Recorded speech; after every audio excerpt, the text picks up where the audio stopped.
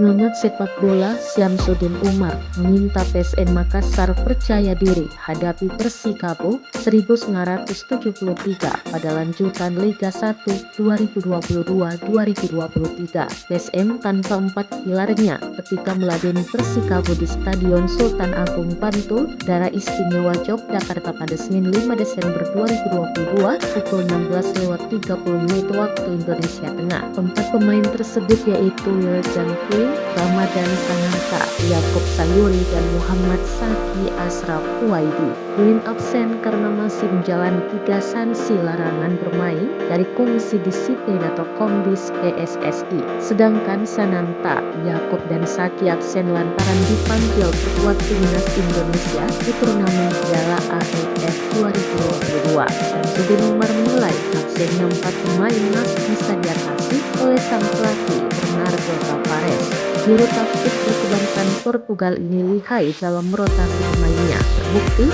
dengan absennya Puing beberapa pertandingan Everton, Yakob, dan Sananta, PSM masih bisa dalam top performa.